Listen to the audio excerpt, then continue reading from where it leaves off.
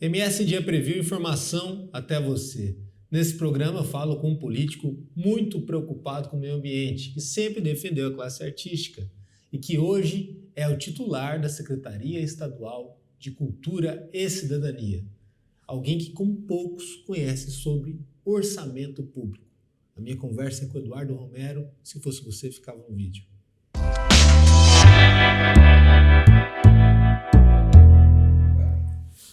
Obrigado pela vinda, uma honra ter você aqui. Eu agradeço. Um grande admirador do seu trabalho, da tua atuação política e da tua trajetória, né? Obrigado. Para muita gente olha hoje você secretário de Estado, e é preciso também lembrar a trajetória que foi até aqui, né? Quantos anos de engajamento político? Começou na adolescência, né? Na adolescência. Um caminho bem longo, assim. Acho que esses dias eu estava pensando um pouco sobre isso. A primeira experiência com a vivência na representação, né, vamos dizer, a primeira experiência com uma eleição foi no Grêmio Estudantil, né? Tinha 13 para 14 anos. Aí depois veio o Clube de Ciências na Escola José Barbosa Rodrigues, o Bálsamo, né, que foi um grande palco aí que me levou para o ambientalismo, que acabou me aproximando com a formação de jornalismo. E a Associação de Moradores em 2000, fui talvez o presidente na época, o mais jovem presidente de associação de bairros, né, na capital, na época o bairro universitário. Tudo por conta da questão ambiental. Tudo por conta da questão ambiental e da questão do teatro, né, da cultura local. E depois tive a experiência de ter sido vereador por 2 mandatos em Campo Grande e nesse momento, experimentando esse momento do executivo estadual, mais especificamente numa pauta que tem tudo a ver com a minha trajetória, né, que é a cidadania e a cultura. E como vereador, nesse período que você ficou lá na Câmara, foi o relator do orçamento, né? Foi. Esse trato com a coisa pública no que se diz respeito ao orçamento é fundamental para hoje você ser um gestor de uma pasta, né? Essa vivência no legislativo, ela me permitiu primeiro entender o nascimento de uma lei, né? Como você pensa uma lei, como você planeja uma lei. E a experiência dentro da Comissão de Finanças e Orçamento, ela foi fundamental, Danilo, porque ela me permitiu olhar a diferença entre o discurso do orçamento e a execução do orçamento, né? O caminho do dinheiro. Exato, o caminho do dinheiro e como é que você, de fato, pode dar vida para projetos, sejam eles projetos de lei, sejam eles projetos de contrato de gestão, por exemplo, que é um instrumento que a administração hoje estadual utiliza muito, né? E tem me ajudado muito, né? A fazer o trabalho na pasta da secretaria, a discutir isso com as 8 subsecretarias que a gente tem, com a Fundação de Cultura, né, com os programas que a gente tem instituído, como o Cidadania Viva, o próprio Sarau no Parque, que é uma ação também que vem desse desdobramento, desse caminhar aí com a proximidade com a cultura e com a cidadania, né? E a gente percebe que, assim, ao gestor, a exigência técnica e política cada vez é maior. Porque você precisa compreender da política para tratar dos relacionamentos, né, que é a essência dessas ações, e você precisa compreender da técnica para que esses relacionamentos não fiquem no vazio, né? Para que você possa absorver uma demanda de uma comunidade indígena e transformar isso num programa de governo, para que você possa atender uma demanda da juventude, das comunidades quilombolas ou da classe artística e transformar isso em um edital que possa contemplar essas demandas em um serviço público específico, né? Então, para mim, foi um laboratório muito positivo, assim, embora fosse o orçamento municipal, mas me deu aí os pontos referenciais e a base para discutir o orçamento estadual. Agora, todo político tem o seu instrumento. E o teu instrumento, na tua trajetória, desde novo, como vereador, hoje, nesse mandato que você está lá como secretário de Estado, foi sempre o amor pela terra. Porque é o amor pela terra que faz valorizar uma tradição, uma atividade cultural, e é o amor pela terra que faz você preservar o meio ambiente. Exato. Mato Grosso do Sul, muita gente fala que é um estado que está construindo a sua identidade, um estado novo e tudo mais. Como que tem sido hoje na pasta e como que tinha sido antes de você vir a esse desafio, tá trabalhando isso, sendo que a gente acabou de vir numa pandemia, onde as pessoas ficaram reclusas em casa e tudo fica muito virtual às vezes, né? Fica. Acho que tem 2 elementos fundamentais nessa reflexão que você propõe, né? A primeira, esse amor pela terra, é essa identidade, essa identificação que a gente precisa ter com o local que a gente está, né? Eu tenho cada vez mais, assim, tido uma frase que para mim é fundamental. A gente só cuida, só preserva aquilo que a gente conhece, que a gente gosta, né? Você só protege a sua família se você realmente gosta da sua família, né? Você só mantém uma amizade, cuida de uma amizade quando você gosta dessa amizade. E você só melhora o local que você vive se você gosta desse local e se identifica com esse local. Pode ser uma vilinha na zona rural capital, pode ser um grande centro urbano, né? Pode ser uma referência no Pantanal e pode ser um espaço aqui na capital. Então, acho que essa é a primeira grande relação que a gente precisa ter nessa identificação. Embora exista esse discurso de que Mato Grosso do Sul é muito novo, não tem uma identidade, eu tenho discordado com essa temática na seguinte questão. A nossa identidade é a multiculturalidade, né? Nós somos um estado de múltiplas culturas, de múltiplos encontros, né? O estado da miscigenação, e é isso que faz o Mato Grosso do Sul ser diferente, né? Aqui é o único lugar, por exemplo, que na gastronomia você vai poder comer o quibe, que é árabe, a mandioca, que é indígena paraguaia, com o macarrão, que tem... O churrasco pantaneiro, que lembra muito o churrasco gaúcho, né? Então você vai ter num restaurante, basicamente, todas essas misturas na própria gastronomia. Isso você não encontra no restante do Brasil. Quando você vai em um restaurante árabe, você só vai ter comida árabe. Quando você vai em um restaurante japonês, você só vai ter comida japonesa. E aqui não, a nossa cultura, que é multicultural, que é essa mistura, ela exige que seja diferente. Você pode ter a comida árabe, mas tem que ter alguma outra coisa que não seja árabe para acompanhar. Então esse é o Mato Grosso do Sul, é esse caldeirão que vai acontecendo, né? A pandemia, ela foi um período muito emblemático, né, Danilo? Foram 2 anos muito intensos. Fala que desafia os artistas, por exemplo. E a classe cultural foi a que mais sofreu, né? Porque a atividade do artista, independente da linguagem, seja a música, o teatro, a poesia, a dança, ela depende do contato com o público, né? Você até pode, e muitos fizeram isso, se adaptaram, se reinventaram, foram para o mundo virtual, mas a sinergia e a sintonia não é a mesma. Você fazer um espetáculo dentro de uma sala fechada e transmitir ele pela internet, você alcança as pessoas, mas você não toca o coração das pessoas. Mas até prender atenção também, né? Numa plateia direta ali. E essa troca é necessária, né? Essa troca é necessária. Agora, o artista, pelo seu dom, pela sua característica criativa, ele se reinventa a todo momento, né? Primeiro ele sofre, talvez ele seja, de todos os grupos sociais, o que mais sofre, porque a emoção é o que toca o seu trabalho, né? Ninguém cria, em qualquer linguagem artística que seja, se não estiver conectado com esse aspecto mais sensorial, com as suas intuições. Então essa sensibilidade faz do artista um ser diferenciado. Então, muitas vezes o impacto para ele é maior, né? O processo da sua saúde mental precisa de um cuidado maior. E esses 2 anos fizeram essa reflexão. Como é que a gente reorganiza a vida em sociedade, né? E aí o que é interessante... E envolve a política pública também nisso. E todas as pesquisas, Danilo, mostraram que o que ajudou a manter a saúde mental foi exatamente os produtos culturais. As pessoas passaram a consumir muito mais shows, muito mais literatura, muito mais produção audiovisual, para poder, inclusive, equilibrar a saúde mental dentro desse período, né? E aí vem o desafio das políticas públicas. Como é que a gente faz a retomada disso? Como é que a gente agora, num momento onde ainda a pandemia existe, né, mas a gente está podendo conviver com ela de forma menos amedrontada do que era antes, porque hoje ela não é um sinônimo de morte ou de uma iminência, né, nesse sentido, mas ela permite que você possa, com os cuidados necessários, com a vacinação, que é fundamental, e aí a política pública teve que ser eficiente para que a vacina pudesse chegar e ficasse disponível para as pessoas. As reaberturas responsáveis também. As aberturas responsáveis, a tomada de decisão em coletivo, respeitando a opinião da ciência, né? Não dá para fazer o machismo num período como esse, e investimento no recebimento, na logística de distribuição dessas vacinas, né? E na conscientização através de campanhas de comunicação fortes que foram realizadas no Mato Grosso do Sul. Para que a gente pudesse, aí pensando já na ação do Estado, retomar, por exemplo, os nossos festivais, como foi o América do Sul em Corumbá, como vai ser agora recentemente, né, no final desse mês, o Festival de Inverno de Bonito, o Campão Cultural, que acontece em outubro, o próprio Sarau, que é um encontro dominical nos parques das cidades, né, e outros movimentos que aos poucos vai retomando essa vida em sociedade. Você sempre falou, e como político, você sempre foi um cara de ajudar a traduzir as coisas para o cidadão, até para poder ligar o cidadão e ligar os meios que você tem uma atuação direta à política. Que nada pode ser visto como uma coisa só. Exato. Né? O orçamento público, o dinheiro público, ele passa por uma área, mas ele está tudo integrado. Né? Um exemplo disso que você falou, os festivais ajudam no impacto do turismo, da economia local, empregabilidade e tudo mais.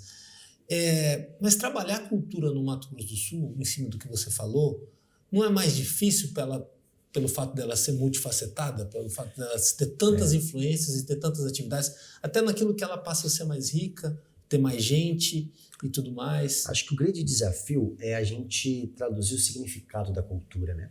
A gente tem uma tradição no Brasil, principalmente na gestão pública, isso não é um caso exclusivo de Mato Grosso do Sul, Do Brasil. né, e o Brasil como um todo, é tratar a cultura como perfumaria, como a realização de eventos, como se cultura se resumisse apenas àquela atração que abrilhanta o encontro, aquele show que leva o É entretenimento. a política do pão e circo, né? E na política do pão e circo, né? Que evidentemente que isso, enquanto característica de reunião de público, de atração, é um elemento da cultura. Porém, a cultura está muito além disso.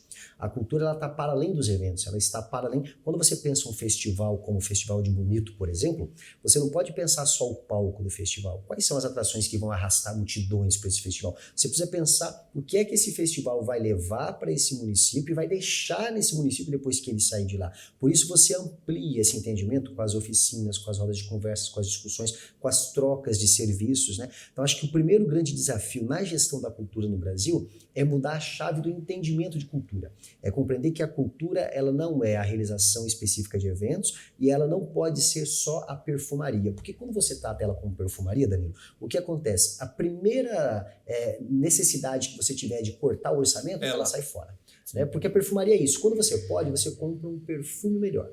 Quando você não tem orçamento para esse perfume melhor, você reduz. E de repente você está só com sabonete. De repente você está só com sabão de álcool que você está fazendo em casa, né? Então, quando você tem esse entendimento, ele é muito perigoso para a cultura. Agora, quando você olha para a cultura enquanto um elemento que trabalha a saúde pública, a saúde coletiva, o pertencimento, a sensação de estar naquele local, de proteger e cuidar daquele local, seja com os aspectos ambientais, seja com os aspectos da sustentabilidade, você cria uma outra conexão. E aí você consegue, inclusive, transformar as realidades. Né? Porque é a cultura que pode, por exemplo, incentivar o que a gente tem discutido no mundo inteiro hoje, que é a economia de baixo carbono, a chamada economia criativa.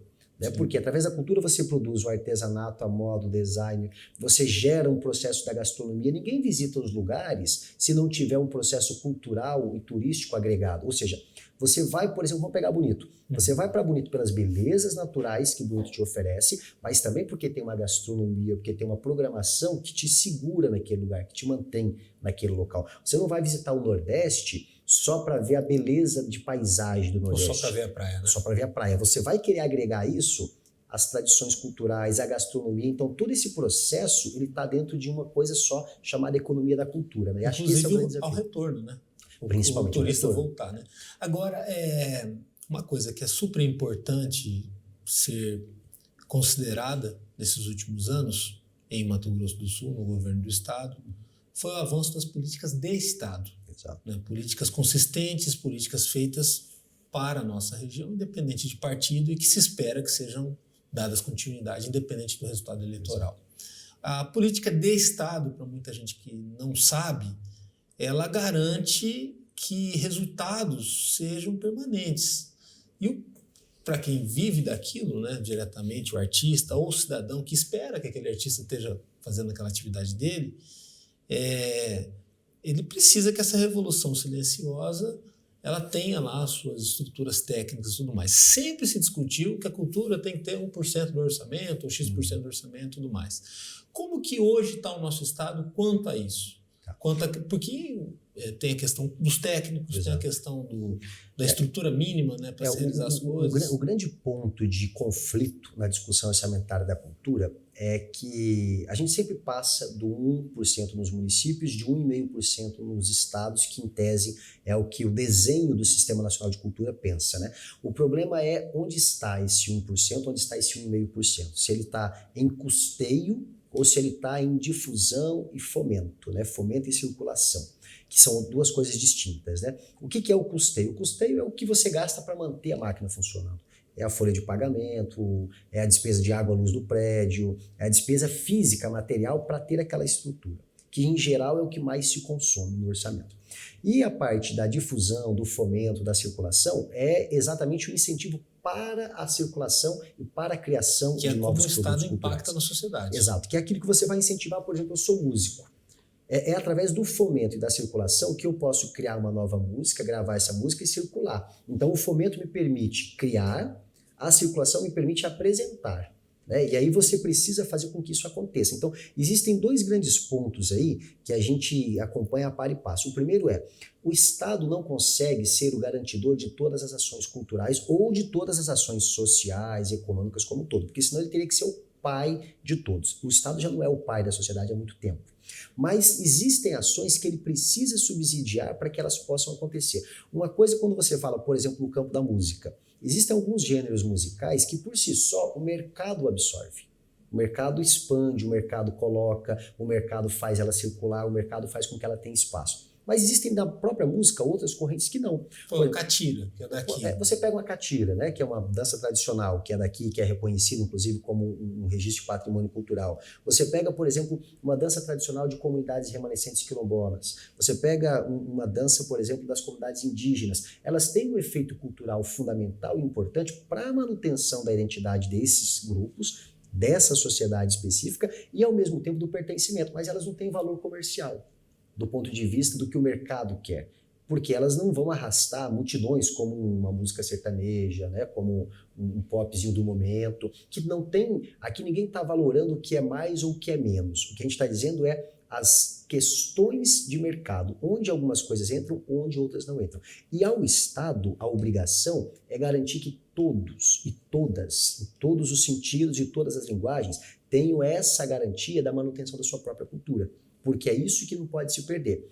E aí a gente tem, do ponto de vista orçamentário, o Mato Grosso do Sul tem feito bons investimentos. Nós, inclusive, temos um fundo chamado Fundo de Investimento Cultural, FIC, que hoje ele está na casa de 8 milhões de reais por ano, que é um fundo especificamente para o fomento e a circulação. Que é um número muito maior do que já foi antes. Ou seja, é um valor bastante significativo. Nós temos alguns elementos que a gente chama de contrato de gestão, que são as obrigações que nós devemos executar enquanto gestores, como, por exemplo, o Som da Concha. A gente abre um edital, seleciona músicas para se apresentar com toda a estrutura garantida. A gente tem o próprio Sarau, que é uma forma de fomento e de integração de arte, cultura e cidadania, que é um evento que acontece todos os domingos até dezembro nos parques da cidade, reunindo diversas linguagens, diversas manifestações, com direito a cachê para estar nessas ações. Os festivais que eu já comentei aqui, tanto o América do Sul, que é o maior festival da América Latina que acontece no Brasil, né? Nós já fizemos 16 edições, ou seja, já está consolidado. O Festival de Inverno de Bonito, que vai para a 21ª edição, também um festival bastante conhecido internacionalmente, né? E o Campão Cultural, que vai para a sua 2ª edição. Então, o América do Sul, essa integração latino-americana, o Festival de Inverno de Bonito, uma discussão muito mais voltada para a sustentabilidade, para o meio ambiente, e o Campão Cultural, uma contemplação maior da arte contemporânea, da arte de rua, da expressão dessa realidade mais momentânea que a gente vive. A transversalidade que eu falei agora há pouco, ela é uma tendência mundial para políticas públicas, né? Uhum. E a própria pasta que hoje você está à frente, ela é um exemplo de transversalidade, porque ali são 9 subsecretarias. 8 subsecretarias e a fundação. Né? E a fundação, são 9 subpastas ali em cima disso. No que você teve que se aprimorar ou estudar para poder ter um olhar para tanta coisa, né? Que deve ser muito difícil tocar. É desafiador. Com uma equipe toda. Um arcabouço tão complexo como esse. Né? Acho que o primeiro desafio para essa pasta... Tem esse peso, né? A palavra cidadania na pasta. Né? A cidadania que é tão ampla, né? Quando a gente fala de cidadania, ela não está reduzida a direitos e deveres, né? Ela não é... O recorte jurídico é um recorte da cidadania, mas a gente tem defendido a cidadania plena, né? Sim. Além do direito de ir e vir, o direito de ser quem a gente quer ser dentro do estado que a gente optou em estar, né? Seja ele por nascimento, seja ele por opção, né? Então você imagina que a gente tem uma subsecretaria para tratar de assuntos indígenas, onde nós temos 8 etnias, né, mais de 80 mil indígenas residentes do Mato Grosso do Sul. Acho que é a maior ou uma das maiores? A segunda maior população indígena do país. Nós temos mais de 100 aldeias, algumas em contexto de território, outras em contexto urbano e algumas em contexto de retomada, que são áreas que ainda estão em conflito, né? E essas 8 etnias têm características muito diversas, muito diferentes, né? Não dá para você imaginar que a política pública para a comunidade terena vai ser a mesma para a comunidade Guató, que vai ser a mesma para a comunidade Caduel, por exemplo, então você tem que olhar para essas especificidades. Você tem uma subsecretaria de promoção da igualdade racial, onde nós temos 22 comunidades quilombolas no Mato Grosso do Sul, algumas delas em contexto urbano, outras em contexto rural. Aí nós temos uma subsecretaria da juventude, né, uma grande parcela significativa da população do nosso estado, os jovens, que estão aí na faixa dos 16 aos 29 anos, né, atuando dentro desse novo espaço mercadológico e de inclusão da política pública. A Subsecretaria da Mulher, que hoje representa em Mato Grosso 52% da população, e mais especificamente atuando na prevenção à violência, é isso que eu ia falar, a gente está gravando essa entrevista aqui de forma geral, né? E uma coisa interessante, Mato Grosso do Sul criou a campanha Agosto Lilás, que hoje está presente em 33 municípios por lei própria, apesar de ser uma lei estadual, e tem inspirado o Brasil inteiro, porque o Agosto Lilás surgiu aqui, no Mato Grosso do Sul, e hoje está virando uma campanha nacional, que é o mês, né, de prevenção e combate à questão da violência contra a mulher em todos os sentidos aí. Nós temos uma subsecretaria de assuntos comunitários, onde nós temos, só em Campo Grande, são entre associações de moradores, clube de mães e associações congêneras, nós temos mais de 200 participando desse movimento. Aí nós temos uma subsecretaria da pessoa idosa, né? Ou seja, as pessoas com 60 a mais, que é hoje a terminologia que a gente tem utilizado, elas representam aí cerca de 14 a 18% da população em Mato Grosso do Sul, e não é mais o sinônimo de ficar velhinho, ficar em casa. Você tem uma população economicamente ativa nessa faixa, você tem uma população participativa, né? Não só nas questões culturais, mas em todas as questões de cidadania.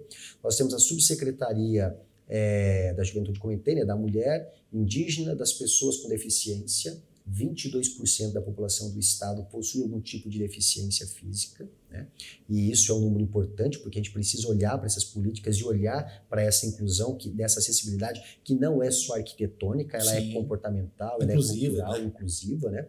E a gente tem também a subsecretaria, falei de assuntos comunitários, das mulheres, das indígenas, da comunidade LGBT, onde nós somos o Mato Grosso do Sul, o estado referência em políticas públicas da diversidade, o primeiro e único estado até agora a ter uma subsecretaria para tratar políticas públicas da comunidade LGBT. Nós temos um Centro Estadual de Cidadania LGBT, um Centro Especializado de Atendimento à Mulher, que são 2 organismos que prestam serviços direto a essas populações, sejam elas vítimas de violência, sejam elas requerentes de direitos, né, especificamente como, por exemplo, a emissão da carteira com nome social ou um encaminhamento, né, para um órgão de proteção no caso de mulher vítima de violência.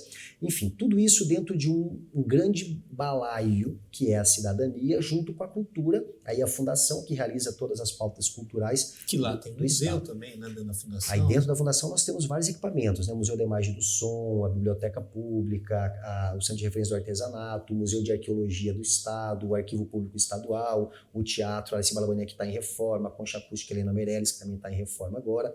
Mas tudo isso, Danilo, só é possível de se transformar em política pública quando o Mato Grosso do Sul assume uma posição muito coerente. Quem está à frente dessas subsecretarias são pessoas literalmente ligadas a esses movimentos. Então, quem é o subsecretário de Políticas Indígenas é o indígena terena que vive numa comunidade. Que encarna a política pública. Exato. Quem é a pessoa responsável pela política das pessoas com deficiência é uma mulher com deficiência visual, que é cega, que traz a militância da sua vida nos direitos das pessoas com deficiência. Para as pessoas idosas, uma pessoa que é idoso, no caso do seu Gabino, que tem um histórico, uma construção nessas políticas. Então, esse foi o primeiro ponto para que a representação de fato fosse coerente, né? E depois o compromisso que o Estado tem em debater políticas públicas, aí eu quero pegar a tua fala, não personalizadas. Não é uma política pública do Reinaldo, não é uma política pública do Eduardo, é uma política pública do Mato Grosso do Sul. Até porque a gestão pública tem que ser impessoal. Precisa, né? O direito administrativo prega isso, mas a gente sabe que no país todo, em várias áreas, não é assim que acontece e muitas vezes tem as incoerências, né? Como você falou, tem lá a subpasta específica, em vez de ter alguém ligado àquilo, né? Não, vem uma outra pessoa indicada e aí ele... Muitas vezes é isso mesmo. E a gente tem avançado muito nessa construção de políticas públicas de direitos, né? Também chamadas de políticas públicas afirmativas. Quando o governador tomou essa decisão de criar essas subsecretarias e depois organizar elas dentro da secretaria, a CECIC, ela é recente, né? Ela tem um pouco mais de 1 ano de existência, mas as subsecretarias, nós temos o caso da Subsecretaria da Mulher, ela começou como Coordenadoria da Mulher já em 1999, então ela vem de uma trajetória, depois ela foi virando superintendência até chegar a uma subsecretaria. A grande parte das subsecretarias foram criadas em 2015, né? As mais recentes foi a Subsecretaria da Pessoa Idosa, da Pessoa com Deficiência e de Assuntos Comunitários, que foram criadas em 2020. Né? Mas é uma construção e um amadurecimento do pensar as políticas públicas no Estado. É um plano de trabalho que ele fica mais sofisticado. Exato. Faz parte do PPA, que é o Planejamento Plurianual, tem uma previsão orçamentária para execução de ações. Agora, é claro, os desafios são cotidianos e dinâmicos, né? Mas nada melhor que o bom diálogo para que a gente possa avançar e melhorar. Por exemplo, hoje nós temos, para as comunidades indígenas, a gente percebeu que precisa ter uma política pública que garanta a permanência no território.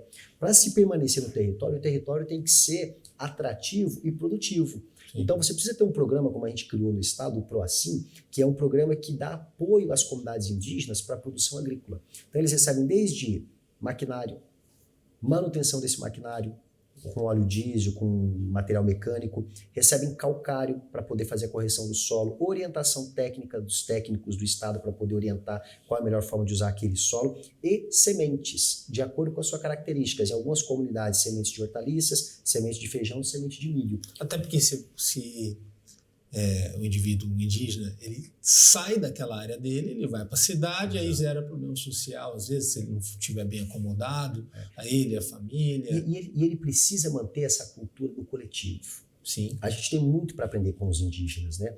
Hoje, inclusive, mais especificamente, dia 9 de agosto, é o Dia Internacional dos Povos Indígenas. E eles têm uma coisa fantástica: o coletivo predomina sempre.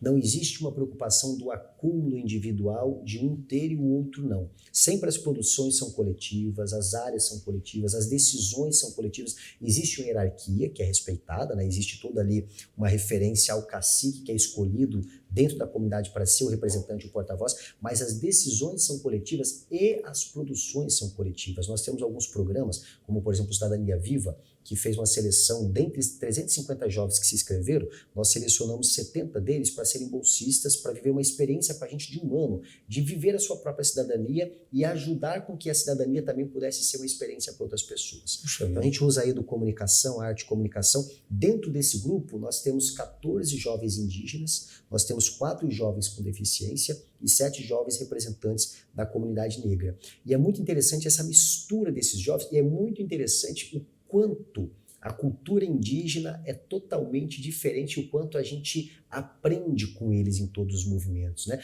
Você tem, por exemplo, desses jovens que estão com a gente no programa, todos eles estão cursando a universidade, mas nenhum deles saíram do seu território para poder estudar. Eles não querem o distanciamento da terra. Que é a manutenção da tradição. Que é a manutenção da tradição, que é aprender aqui e levar para lá e trocar essa experiência e de lá trazer a experiência para cá. Então é uma riqueza cultural que a gente tem aqui no Mato Grosso do Sul, que a gente precisa aproveitar muito mais isso.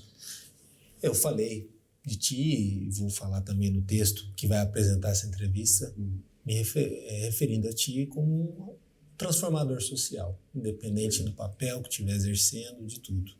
Um transformador social que só tem aumentado as responsabilidades com o passar dos anos.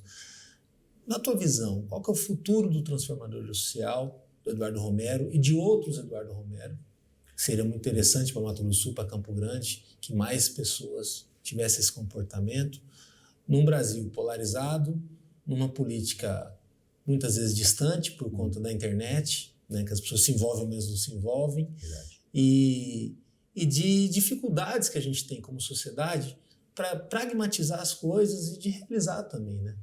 Eu acho que, bom, primeiro é uma pergunta bastante complexa, talvez Sim. a mais difícil que tem para ser respondida, né? Eu estou terminando agora, nesse mês, a minha pesquisa de doutorado e ela vai ao encontro desse pensamento, né? Ela vai versar um pouco sobre essa coisa de a formação ou deformação da cidadania através da televisão. Embora a gente saiba que a internet esteja muito presente hoje, mas a gente se surpreende quando a gente começa a pesquisar e vê que a TV está muito mais viva do que a gente imagina. Ela está mudando o seu espaço físico, deixando de ser aquela TV na sala e virando uma tela de várias atrações, né? E uma das coisas que me revelou a pesquisa foi exatamente algo nesse sentido. Como é que a gente vai, num período tão diverso que a gente está vivendo, tão polarizado da política, encontrar incentivo para estar na política, né? E aí uma das coisas que eu tenho defendido, Danilo, é que assim, a gente precisa ser didático com a política. E a gente precisa cada vez mais ter um compromisso de dizer para as pessoas o que é de fato a política. A política não é o universo específico, exclusivo do político. A política não é exclusivamente uma eleição. A eleição e o político é um recorte da política, é uma faceta da política. Mas a política é essa vida em sociedade. Como os eventos também são, né? Uma eleição é um recorte, Exato. Um período que acontece dentro de um mandato também é um recorte. Exato. E a sociedade é maior do que esses recortes. Então, acho que assim, quanto ao futuro da sociedade, eu não tenho dúvida de que o ser humano ele tem uma adaptabilidade muito grande. Mas você acha que a gente, como brasileiro, como sul-mato-grossense, como campograndense, fala em sentido geral, né? Seja o cidadão que está lá na área rural, seja quem está no interior, ou quem está aí diplomado e exerce a tua atividade profissional, advogado, jornalista, mas ser menos iconoclasta, ser mais envolvido com a sociedade, com a comunidade, com os problemas, até porque, até se tratando de meio ambiente e cultura, se você não tiver como estar vivenciando aquilo, qualquer resultado pode ser catastrófico. Né? Não, ele é tipo assim, muito frágil, né? Eu acho que tem algumas questões. Muita gente assim, é importante a gente até registrar nessa entrevista. Você foi um cara que surgiu para a grande mídia aqui do estado brigando por nascente. Exato. De córregos daqui e avisando um futuro problemático se a gente não tomasse essa medida. Você e várias pessoas, uma atitude muito valente aqui pela cidade na época, com matérias que se repetiram e tal, que ajudou numa conscientização a produtores rurais entenderem que valia a pena e seria até economicamente viável preservar a terra do que às vezes produzir e ganhar num certo momento, mas perder no futuro.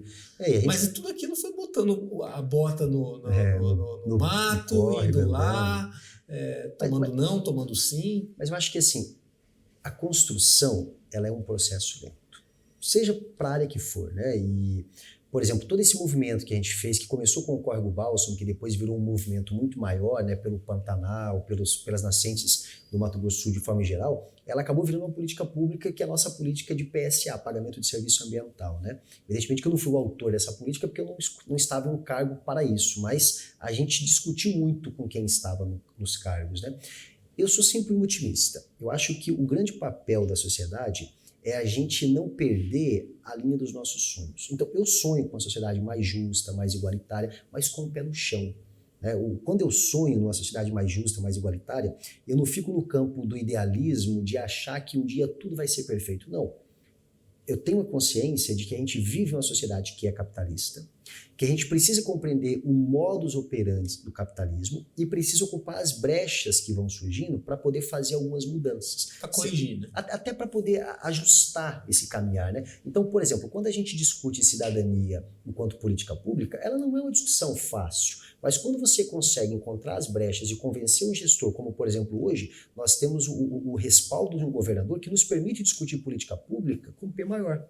E principalmente na área da cidadania. Agora, isso custa politicamente do ponto de vista eleitoral, porque algumas decisões políticas, para ser a favor da política pública de cidadania, elas são contrárias à política eleitoral, porque você não fala para a plateia. Porque não está fazendo para colher agora, né? Tá exatamente, você está depois, né? transformando essa realidade. Agora, se você consegue despertar esse compromisso em quem está na gestão, você transforma essas questões para o meio ambiente, para a cidadania, para a cultura, né?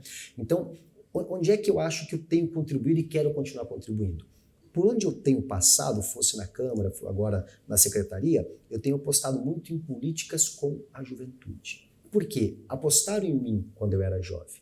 Eu não fui simplesmente um jovem que chegou aqui com tudo. Não, eu fui aprendendo de acordo com os estímulos que eu recebi. Esses estímulos vieram da família, vieram da escola, do grupo de jovens da igreja que eu participava, depois veio do grupo da associação de moradores, depois veio do grupo de teatro, ou seja, onde eu passei que eu encontrei esses estímulos, isso me fortaleceu a seguir por esse caminho e estar ocupando esse espaço hoje. E a minha permanência nesse espaço continua em função desses estímulos.